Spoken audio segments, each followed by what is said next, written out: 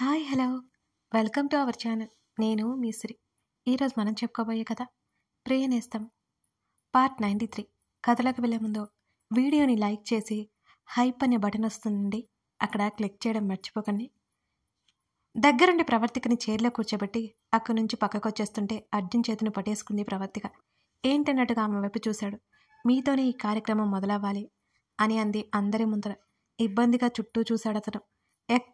అక్కడ ఎక్కువ హిందీ వాసులు కాబట్టి మిగతా వాళ్ళకి అర్థం కాకపోయినా ఆమె ప్రవర్తన బట్టి అర్థం చేసుకొని వాళ్ళు నవ్వుకున్నారు.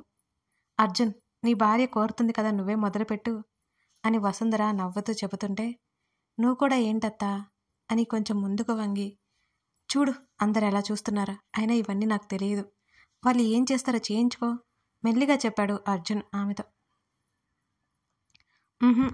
నేను వినను, మీరే కదా ధైర్యంగా ఏదైనా చేయమంటారు.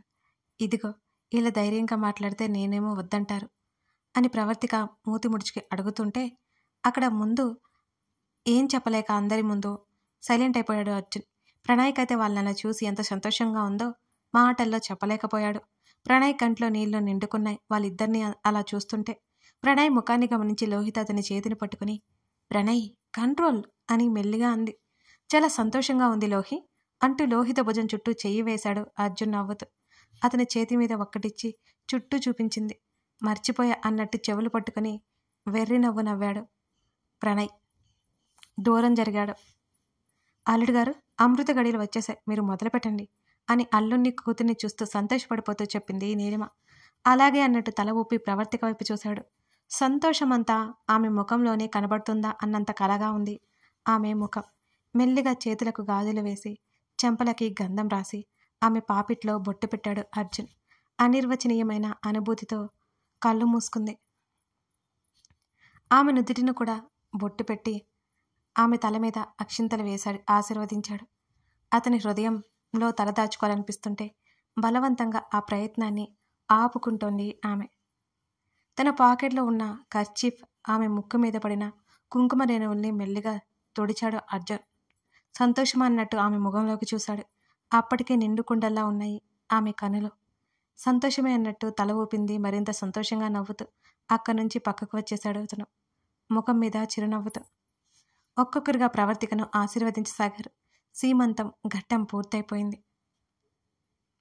బయట టెంట్లు వేసి భోజనాలు ఏర్పాట్లు చేశారు. అప్పటికే మధ్యాహ్నం అవడంతో వచ్చిన వాళ్ళు భోజనానికి వెళితే ప్రణయ్ శంకరం వాళ్ళకి ఏం కావాలో చూసుకుంటున్నారు దగ్గరుండి. కుర్చీలో నిండుగా కూర్చున్న ప్రవర్తికని చూడగానే రక్ష గుర్తొచ్చింది వసుంధరకి, కృష్ణమూర్తి ఇద్దరికి. సంతోషంగా ఉన్న అర్జున్ని చూసి తృప్తిగా ఫీల్ అయ్యారు ఆ ఇద్దరు.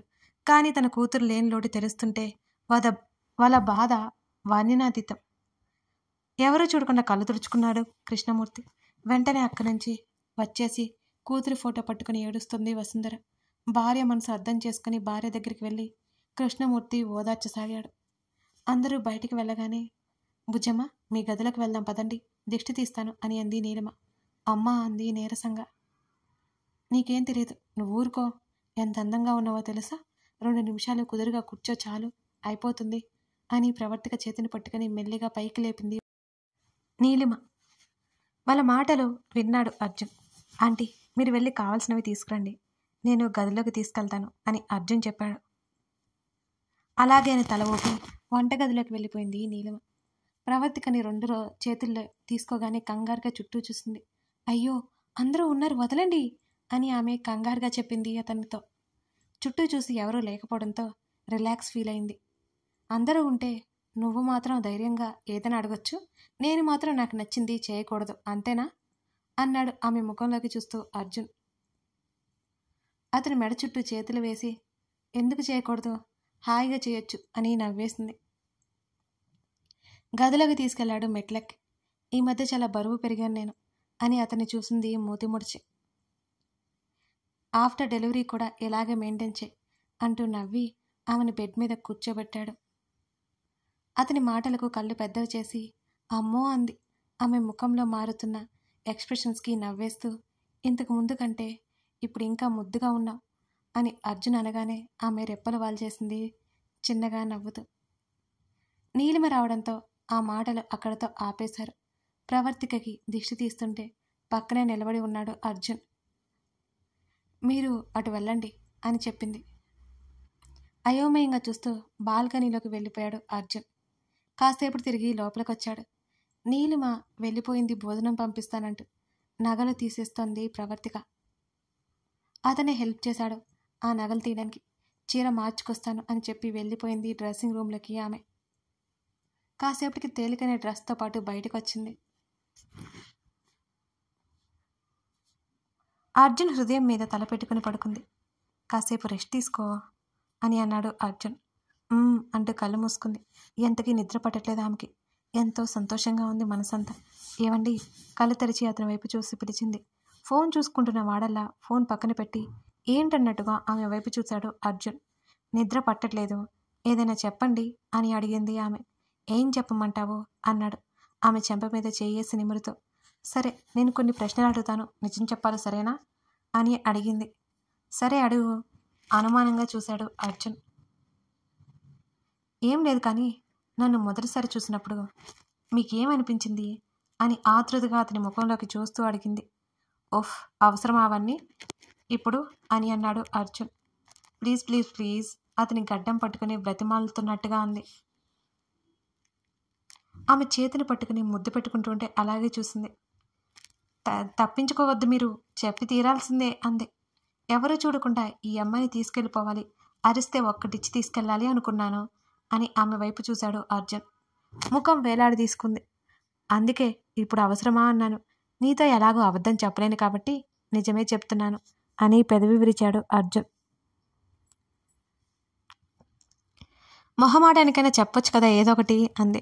నిజాలు బాగుంటాయి, కష్టమైన అంటూ ఆమెను చుట్టేశాడు. సరే మరి ఇంటికి తీసుకొచ్చాక అని అడిగింది. అబద్ధం చెప్పనా ఉన్నది చెప్పనా అని ముందే అడిగాడు అర్జున్. అబద్ధం ఎందుకు, ఉన్నదే చెప్పండి అని టక్కుని చెప్పింది. చెప్పాక మళ్ళీ అది ఇది అనకూడదు, ముందే చెప్తున్నా అన్నాడు అతను హెచ్చరిగ్గా. ఏమీ అనను కానీ చెప్పండి. ఏంట్రా బాబు ఇలా ఏడుస్తుంది ఈ అమ్మాయి, ఇలాంటి వాళ్ళంతా నాకే తగులుతారో ఏంటో అని ఫీల్ అయ్యాను అంటూ ఆమె వైపే చూశాడు కొంచెం కంగారు పడుతూ. అప్పటికే మూతి ముడిచి ఏడుపు మొహం పెట్టింది ప్రవర్తిక. ఇదిగో ఏడుస్తా ఉన్నావు, అందుకే నేను చెప్పనన్నాను అని అర్జున్ అన్నాడు. ఏడవలేదు కానీ ఇంకా నేను మీతో జీవితాన్ని పంచుకోవాలని చెప్పినప్పుడు ఏమనిపించింది అని అడిగింది ప్రవర్తిక. లాగిపెట్టి ఒకటి కొట్టాలి అనిపించింది.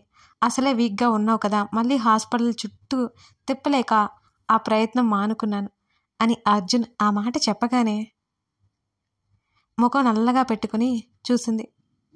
నువ్వు ఏమనుకున్నా సరే, అప్పుడైతే నా ఫీలింగ్ అదే అన్నాడు ఆమె బుగ్గలాగుతూ. అప్పటికే కందిపోయిన ఆమె చెంప మీద ముద్దు పెట్టి, ఇంకేమైనా డౌట్స్ ఉన్నాయా అని నవ్వుతూ కళ్ళెగరేశాడు. ఉన్నాయంది. ఇంకానా? అతని మాటల్లో నీరసం తెలిసిపోయింది. నేనంటే ఇష్టం ఎప్పుడు మొదలైంది? ఆమె కళ్ళలో బోల్డంతా ఆతృత కనబడుతుంటే కొన్ని క్షణాల పాటు ఆమె కళ్ళలోకి చూసి ఆమె చుబుకం కింద చెయ్యేసి ముఖాన్ని పైకి ఎత్తి, అది మాత్రం అస్సలు తెలీదు, ఎంతో కన్నీరు చిందించి నా లైఫ్లోకి వచ్చి ఎన్ని సంతోషాలు తెస్తావని మాత్రం ఏమాత్రం తెలియదు. నీ రుణం ఎలా తీర్చుకోవాలా అని ఆలోచిస్తుంటే ఒక్కడే సమాధానం దొరికింది, లైఫ్ లాంగ్ నీ ప్రేమకి బానిసవడం అని. ఇంతకంటే ఇంకేం చేయలేను అన్నాడు అలాగే ఆమె కళ్ళలోకి చూస్తూ అర్జున్. అతని ఛాతీ మీద ఉన్న ఆమె చేతిని మెల్లిగా అతని చెంప మీదకి తీసుకెళ్లి నిమిరి, ఇంకోసారి అలా అంటే ఒప్పుకోను అంది ఊపిరి ఎగబిలుస్తూ ప్రవర్తిక. మరేం చేయను అని నవ్వాడు. కోపం వస్తుంది నాకు పదే పదే అలా అంటే అంది ప్రవర్తిక. నాకైతే ఈ ముద్దబంతిని ముద్దాడాలనిపిస్తోందంటూ ఆమె సమాధానం కోసం చూడకుండా ఆమె పెదవుల మీద ముద్దు పెట్టుకున్నాడు. ఈ సున్నితంగా కాదు, ఈసారి గాఢంగా. కాసేపటికి అతని చెయ్యి ఆమె శరీరం మీద నాట్యం ఆడుతుంటే పరవశంగా కళ్ళు మూసుకుంది. ఆమె మేని మీద ముద్దుల వర్షం కురిపించాడు. ఆమె బేబీ బంప్ మీద చేత్తో తడిమి మరొకసారి మనసారా ముద్దాడాడు. త్వరగా వచ్చే, నిన్ను త్వరగా చూడాలని ఉంది అని అంటూ మరోసారి ముద్దు ఇచ్చి ఆమె హృదయం మీద తల పెట్టుకున్నాడు అర్జున్. అతని జుట్టులోకి వేళ్లు పోనిచ్చి నిమురుతూ అతని సాంగత్యంలో ఉండే హాయిని ఫీల్ అవుతోంది ఆమె. ఆమె హృదయ స్పందన వింటూ చుట్టేశాడు ఆమెని సున్నితంగా అర్జున్. అప్పటికే ప్రవర్తికకి 9వ నెల జరిగింది సగం. హాస్పిటల్కి వెళ్ళొచ్చారు అర్జున్ ప్రవర్తికలు. 2-3 రోజుల్లో ఎప్పుడైనా సిజేరియన్ చేయించుకోమని డాక్టర్స్ చెప్పారు. ఇంటికి రాగానే వసుంధరకి విషయం చెప్పారు అర్జున్ ప్రవర్తిక. మంచి రోజు చూసుకుంటే బాగుంటుంది అని చెప్పింది నీలిమ వారిద్దరికి. అలాగే చేద్దాం అని వసుంధర అంది. ప్రవర్తిక తలకి నూనెతో మర్దన చేస్తోంది నీలిమ. తల్లి ఒడిలో తలపెట్టుకుని కళ్ళు మూసుకుంది. సీమంతం తర్వాత అందరూ వెళ్ళిపోయినా నీలిమ ఉంది ప్రవర్తిక కోసం. ఎలాగూ మరో 2 రోజుల్లో ఆపరేషన్ ఉంటున్నారు కాబట్టి తలకి బాగా నూనె దట్టించి శుభ్రంగా తలస్నానం చేయించాలని అనుకుని పెడుతోంది నీలిమ. ఆ తర్వాత అవన్నీ కష్టం కనుక, అమ్మా చెప్పు బుజ్జమ్మా. ఇక చాలమ్మా, నిద్ర వస్తోంది అంది ప్రవర్తిక. ఇప్పుడు వెళ్ళి పడుకున్నావు అంటే ఈ నూనెంతా పులిమేస్తావు, కాసేపు మేలుకో బుజ్జమ్మా అని అంది నీలిమ. సరే అంటూ అర్జున్ కోసం కాఫీ కలుపుకొని గదిలోకి వచ్చింది. ల్యాప్టాప్ ముందేసుకొని కూర్చుని ఉన్నాడు అర్జున్. అతనేదో పనిలో ఉన్నట్టున్నాడు. అతనికి కాఫీ అందించింది. డల్గా ఉన్నవేంటి అని అడిగాడు ఆమెనే చూస్తూ. జుడ్డికి అలా అనిపిస్తుందిలేండి, నేను పడుకుంటాను అంటూ బెడ్ మీద చేరిపోయింది నీలిమ మాటలు మర్చిపోయి. కాఫీ తాగి కప్ పక్కన పెట్టేసి ఆమె వైపు ఒకసారి చూసి ఆమె పాదాలు నొక్కుతుంటే ఇంకా ఇంకా నిద్రలోకి జరుకుంది హాయిగా. ఆమె పెదవులు విచ్చుకున్నాయి. మెల్లిగా కదిలింది కూడా. అతని పని అతను చేసుకుంటూ అప్పుడప్పుడు నొక్కుతూ కాలం గడిపేశాడు. సాయంత్రం ప్రవర్తికకి తలస్నానం చేయించి సాంబ్రాణి వేసింది నీలిమ. జుట్టంతా బాగా ఆరబెట్టి లూజ్గా జడవేసింది. బుద్ధిగా ఉండి తల్లి ఏమి చేసినా వారించట్లేదు. ఆ రోజులు ఎంతగా మిస్ అయిందో అర్థమైంది అర్జున్కి. ఆమె ముఖంలో సంతోషం తెలుస్తుంటే, బుజ్జమ్మ నేను పువ్వులు తీసుకొస్తా, ఆలోపు తాగు, నైట్ తాగమంటే మారం చేస్తున్నా అంటూ పాల గ్లాస్ ఇచ్చింది.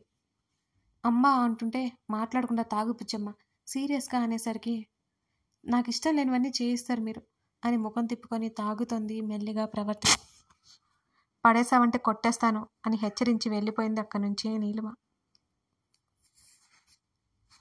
బాల్కనీలో ఉన్న వాళ్ళ మాటలు గదిలో ఉన్న అర్జున్కి వినిపిస్తుంటే నవ్వుకుంటూ ఆమె దగ్గరికి వచ్చాడు. ముఖం వికారంగా పెట్టుకొని బయటకు చూస్తూ పాలు తాగుతుంటే ఆమె భుజం మీద చేయి వేయగానే తల తిప్పి చూసింది ప్రవర్తిక. అతని వైపు చూడగానే చిరాకంతా పోగా చిన్నగా నవ్వి పక్కన కూర్చోమన్నట్టు సైగ చేసింది. ఆమె పక్కన కూర్చున్న ఆమె చేతిలో పాల గ్లాసు అతను తీసుకున్నాడు. ఆమెను చూస్తూ అతను తాగేశాడు. ఆమె కళ్ళు మెరిశాయి ఆ చర్యకి. థ్యాంక్ యూ అంటూ చుట్టేసింది అతన్ని. బాగా నవ్వొచ్చింది అతనికి ఆమె మాటలకి. కాసేపటి వర్క్ చేసి పువ్వులు పంపింది వర్కర్ చేత నీలిమ. ఆ పువ్వులు జడలో తురుముకుంది ప్రవర్తిక. ఎంతో అందంగా ఉన్న సతిని చూసి మురుసుకుంటూ గడిపేశాడు ఆ సాయంత్రం వేళ అర్జున్. మరో 2 రోజుల్లో ముహూర్తం చూసి మరీ సర్జరీ చేయించాలి అనుకున్నారు. మరుసటి రోజు సాయంత్రం సన్నగా నడుము నొప్పి మొదలైపోయింది ప్రవర్తికకి. ఇది అర్జున్కి చెప్పాలి అనుకుని అంతలోనే ఎప్పటిలా మామూలుగా అయి ఉంటుంది ఈ నొప్పి, చిన్న నొప్పి అని బాల్కనీలో అటు ఇటు తిరుగుతోంది. సడన్గా పొత్తి కడుపులో నొప్పి మొదలై కాసేపటికి కష్టంగా అనిపించింది ఆమెకి. ఒకవేళ ఆ నొప్పి డెలివరీ ముందు వచ్చే నొప్పేమోనని భయం వేసింది ఆమెకి. గబగబా గదిలోకి వచ్చి ఎవండి అంటూ అర్జున్ని పిలిచింది ఆమె. వెంటనే తల తిప్పి చూసిన అర్జున్కి ఆమె ముఖంలో అలసట కనబడుతోంది. చిరు చెమటలు పట్టి ఉన్నాయి. ఏమైంది కంగారుగా అడిగాడు. అప్పటికి ప్రవర్తిక శరీరం స్వేదంతో బాగా నిండిపోయింది. ఆమెకు కొంచెం నీళ్లు తాగించి బెడ్ మీద కూర్చోబెట్టాడు అర్జున్. ఆర్ యూ ఓకే అని అతను కంగారుగా ఆమెను అడుగుతుంటే, నొప్పిగా అనిపించిందండి ఇక్కడ, ఇప్పుడు ఏమీ తెలియట్లేదు అని బేబీ బంప్ మీద అతని చేతిని పెట్టి చూపించింది ఆమె. వెంటనే హాస్పిటల్కి వెళ్ళాలి, పెయిన్ రాకూడదు నీకు అని అంటూ వసుంధర ఫోన్కి కాల్ కలిపాడు అర్జున్. హాస్పిటల్కి వెళ్ళాలి అని. ఇప్పుడు ఏమీ అనిపించట్లేదు అంది కాసేపటి తర్వాత ప్రవర్తిక. అదంతా తర్వాత చెక్ చేయించాలి అని అంటుండగానే వసుంధర పిలవడంతో విషయం చెప్పాడు. నీలిమ వసుంధర పరుగున వచ్చారు అక్కడికి. ఎలా ఉంది అని వసుంధర అడుగుతుంటే,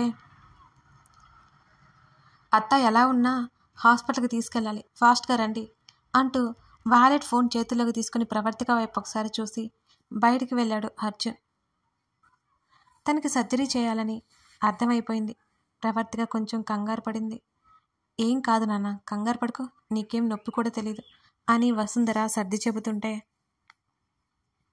ఆమె చుట్టూ చేతులేసి గట్టిగా పట్టుకుంది భయంతో ప్రవర్తిక. ఆలోపు అన్నీ సర్దేసి ప్రవర్తికకి ఫ్రెష్ అయ్యాక ముగ్గురు అక్కడి నుంచి బయటకు వచ్చారు.